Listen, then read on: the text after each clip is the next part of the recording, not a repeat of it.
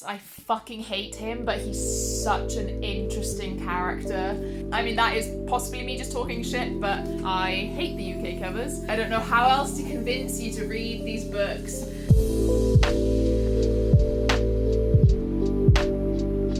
Hello my angels, welcome back to another video. My name is Ro, and today we are doing another episode of Instalove. Today we are going to be talking about The Bear and the Nightingale.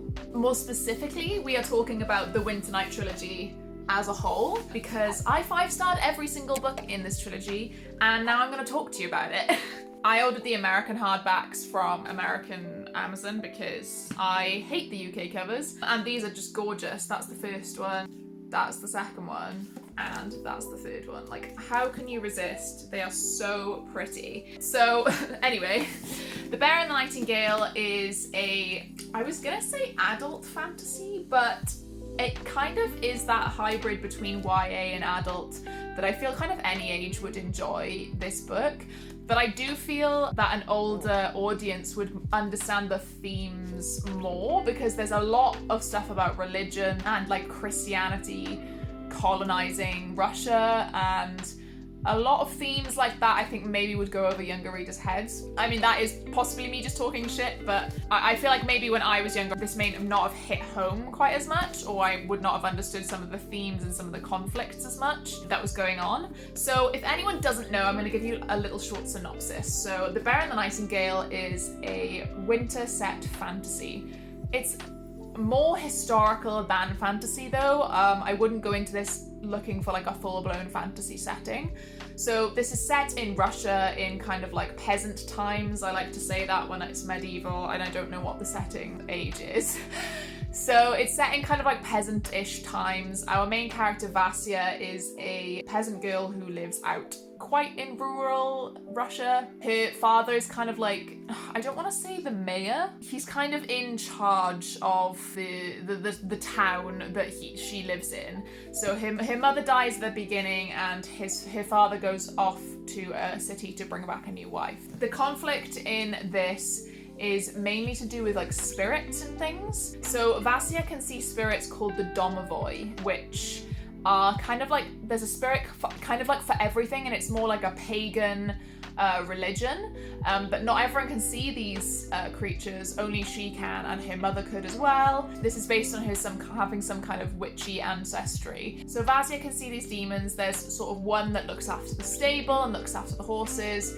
There's one that looks after the hearth and the home, and Vasya kind of feeds them little bits of bread and makes sure that they stay alive. And part of them staying alive is people paying respects to them and remembering that they exist. So the main kind of conflict for spirits in this is that because of Christianity kind of coming in, and Vasya's own brother goes off to be like a monk and stuff, everyone's kind of frightened all the time of like what's going to happen. Will God punish them? The domovoi are fading basically, and people are suspicious of Vasya and just call her a witch and stuff because she can see these things. And she never has wanted to be the normal girl in this kind of universe. She doesn't want to get married. She doesn't want to have children. She doesn't want to be married to some man that she doesn't even know. And her older sister kind of accepts that fate and is fine with it, but Vasya is not okay with it. She wants to be independent. She wants to travel. She wants to be her own person. And there is like a horrid priest in this. I fucking hate him, but he's such an interesting character.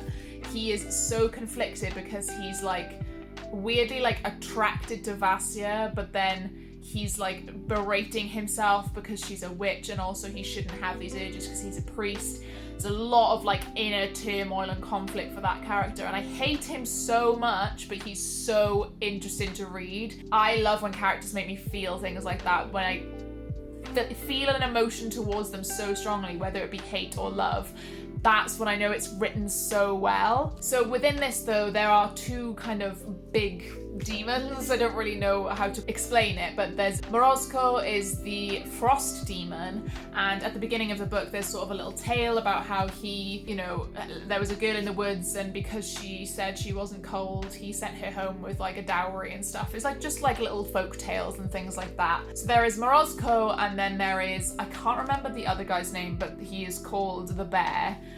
hence the bear and the nightingale. And Morozko is kind of the winter demon, and the bear is like the spring demon. And obviously there are odds. The spring demon is very like chaotic evil. He just wants to fuel the fire. He wants humans to fight. He wants war. He wants to see them being nasty to each other. He loves conflict like that. He also like pushes the priest and the religion and things like that and into like firing them up a bit more. So essentially the main conflict in this book is trying to stop the bear. Vasya she meets the Morozko, the demon, and there is a sort of weird, it's not, I wouldn't say it's a romance in the first book, but they meet and they definitely, there's something between them, there's a bit of chemistry, but also it's like he's immortal, she's not, how is that gonna work? I feel like the way I'm explaining this is not the greatest, but the way this is written is so good. Like, I wouldn't even say like the prose is flowery or anything like that, you know, it's not on like a Laini Taylor kind of level. The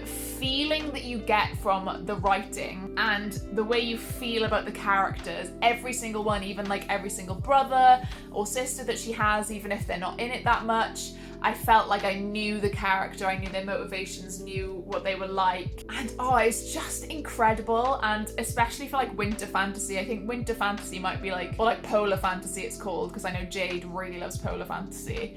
Anything polar, I think I'm genuinely starting to like have an affinity towards. I'm really enjoyed the setting, loved just everything about it, and the way that Vasya is, it's basically like so feminist as well.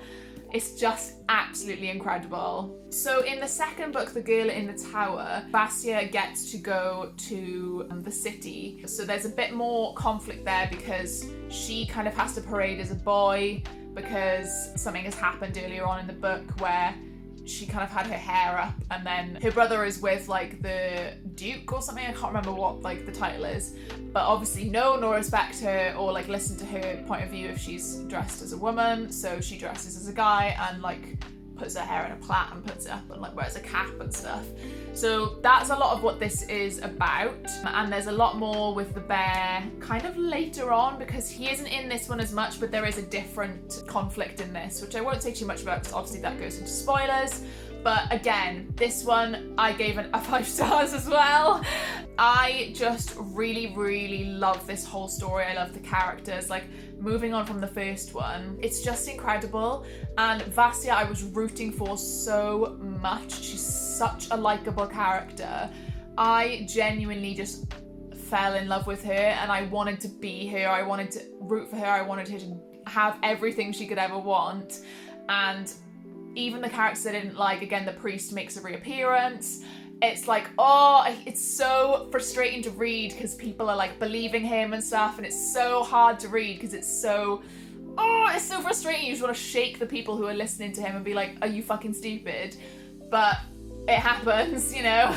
And by the end of this book, I think I was just fully into this whole story. Like, I really hope that Catherine Arden does write something else soon. I know she has written a middle grade recently, but I'm hoping for more like adult fantasy because this is just incredible. I absolutely loved it. With the third one, you can't really say too much without going into spoilers, but I actually left a massive gap between reading the first two and then reading the third, kind of unintentionally. I intended to read it in like December, but then I just forgot. And then it got a bit warmer and I was like, oh God, I don't want to read it in the warm because it's like a winter book. But then I ended up reading it in July anyway because I really wanted to pick it up and I think it just fit a prompt really well. And I went on to Recaptains, which is like a site that recaps books, to recap Girl in the Tower. So I was ready to go into this. This finale was like everything I could ever want from a finale of a trilogy or a series. Everything was wrapped up. I was satisfied with everyone's endings. I cried, I laughed, I felt so many emotions. I was completely drawn into the world and the magic and what was Vasya gonna do, you know, in certain plot points, and like what decisions was she gonna make. Because throughout this, even though, like I said, there is a romance with Morozko, she is the most independent, like, female character that I've ever read. She is not dependent on Morozko. She doesn't make decisions based on him. She doesn't like go chasing after him. She knows what she wants. She knows what she needs to be able to do what she needs to do, and then she just does it for those reasons rather than, you know, oh, I'm so in love. She's the opposite of like a swooning maiden in despair kind of thing, or damsel in distress is what I'm trying to say. I genuinely, like, I have not 5-starred many series, as in every single one in the series, but this was a definite 5-star for all 3. I just really want everyone to read it. I really want everyone to read it. This is probably one of the series that I would want to get like a tattoo for, because it's just so good. I don't know like what else to say. I don't know how else to convince you to read these books. I have bought the Fairy Loot editions, which Jade convinced me. She said she liked them, so I was like, okay, I'll buy them. And I'm so glad to be having some special editions on my shelf, because genuinely, it is just really good. Like, I don't know, like I said, I don't really know what else to say about it. Thank you guys so much for watching this video and joining me on this journey. Make sure if you like this video to give it a like down below. Make sure you subscribe so you see some more content from me in the future. Drop me a comment. If you don't really have anything to say, just drop me a little horse emoji, because she's on a horse in the second one. Drop me a little horse emoji in the comments if you didn't really have anything to say, but you want to say you were here. Also, please do check out my other Instalove videos. I have done one for Middle Game and for Every Heart a Doorway. This is going to be a regular series if I have like an Instalove, I instantly love a book. So yeah, let me know if you like this kind of video as well. And there we go. Nice, simple, short one for you guys, and I will see you in the next one. Bye!